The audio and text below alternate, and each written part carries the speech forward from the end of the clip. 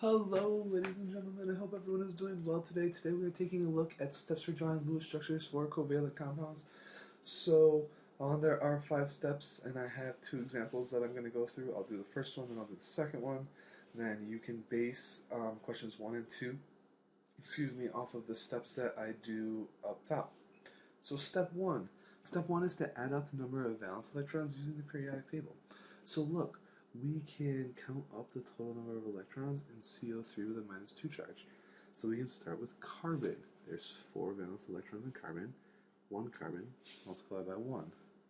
We add this to the number of valence electrons in oxygen times 3, because there's 3 of them. We also notice that it has a -2 charge. It's negative because it gained 2 electrons. So that means we have to add 2 more to the total. So remember, this first 4, this is the number valence in C. This 6 is the number valence in O. This 1 comes from right there. That 3 comes from right there. And then this plus 2, we need to add 2 more since it's a -2 charge. So this would give us a total of 24 total valence electrons to work with. So next, step 2 is to draw the skeleton structure. So the skeleton structure is just the structure of the central atom with everything else around it connected with a single bond. The central atom is always the first atom in the formula. So we would see here in this formula, the central atom is carbon because it's first in the formula. So then we draw the skeleton structure, everything connected to carbon with single bonds. So C, O, O, O. 1, 2, 3. That is our skeleton structure.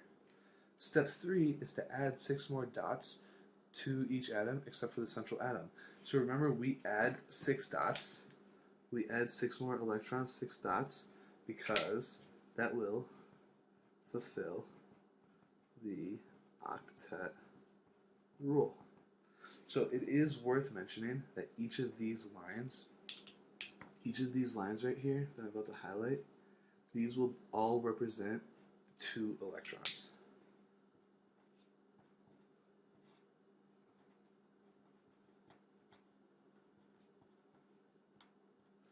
So then if we added 6 dots to the outer side, that would give us 8. Then we fulfill the octet rule because 2 from the line and then 6 more dots around it. So I'm going to redraw my skeleton structure. Then I'm going to put my 6 dots around the outer sides of the oxygens. Step 4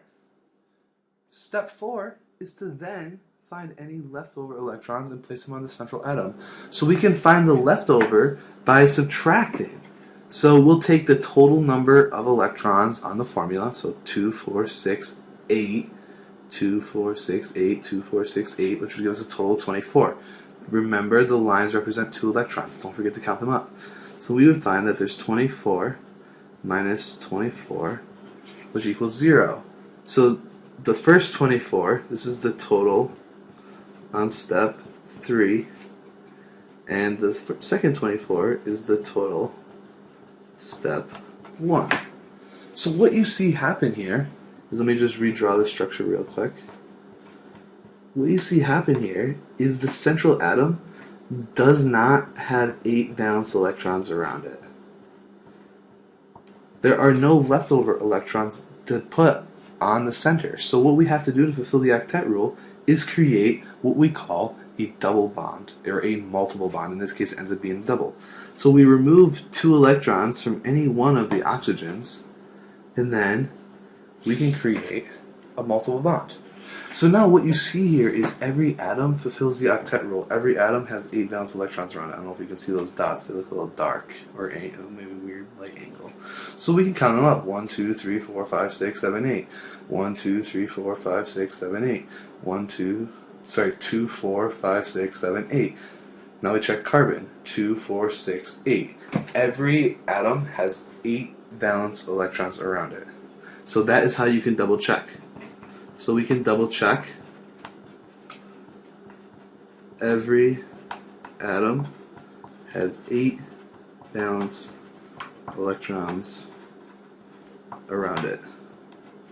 If every atom has 8 valence electrons around it, then you know you did it correctly. There is one exception. That exception is hydrogen, and we'll talk about that when we draw this next structure, NH3. So we got to do the first step again. Add up the total number of valence electrons. So nitrogen from our periodic table has 5.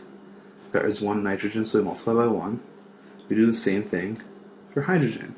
We look at our valence electron. Hydrogen has 1 valence electron. We multiply by 3. There is no charge, so there's nothing to do with the electrons. So this gives us a total of 8 electrons to work with. So next, we got to draw a skeleton structure. So we draw what's in the center. The first atom is in the center, so the N. And then we connect the hydrogens all around. Next is step 3. So step 3 is to add 6 dots to every atom except the central atom. There is one exception, that we never add dots to hydrogen. So remember, hydrogen we can only add a total of 2 electrons to, because hydrogen is in the first energy level, which means it contains 1 orbital, which means it can hold a maximum of 2 electrons. So when we draw the skeleton structure with extra dots around it, we don't add dots to hydrogen and we don't add dots to the central atom. So the structure in step 3 ends up being the same as the skeleton structure. Step 4 is to now find the leftover electrons. So I just realized that I totally made a mistake here in step 4. The 3's and the 1 should be switched. So we always need to subtract from step 1 first. We always need to subtract from step 1. The reason why step 1 is the total, we should never have more than this number on it. So that way we won't get a negative number if we always subtract from step 1 first. Or if you want, you could always remember to use absolute value signs, because it doesn't matter if it's positive or negative at this point. So either remember step 1 first or absolute value signs. Sorry for the confusion. So we'll start with step 4 now, and we'll start with total in step 1. So we'll take the 8 from the total, and then we subtract from the total that's on step 3. 2, 4, 6. 8 minus 6 gives us a total of 2 electrons left over. When there are electrons left over, you simply put them on the center. So then that is what we do on the bottom. So we have N, all of our H's around it, and then we put our 2 on the center. So then when we're looking at the final structure down here, we can double check. Remember, we have to make sure that every atom has 8 electrons around it, except hydrogen. So we can add that, except H. It will have 2 electrons. So we can double check. All of the hydrogens have 2. 2, 2, 2. Then we check the central. Does the central have 8? 2, 4, 6, 8. It has 8, so that's when we know we're done. If you have any questions, please circle them and bring them to class. Try to model the same steps that I did up here for questions 1 and question 2. When you do these, you should do all 5 of the steps out. That way you make sure you are doing it correctly. If you ask me for help, I am going to ask, what step are you on? That way I can see how far you can get on your own. I hope everyone has a great day. Like always, I'll try to end these with a joke. So, why is it so hard for a leopard to hide? Because it's always spotted. Well, I hope everyone has a great day, and I will see you next class. Bye.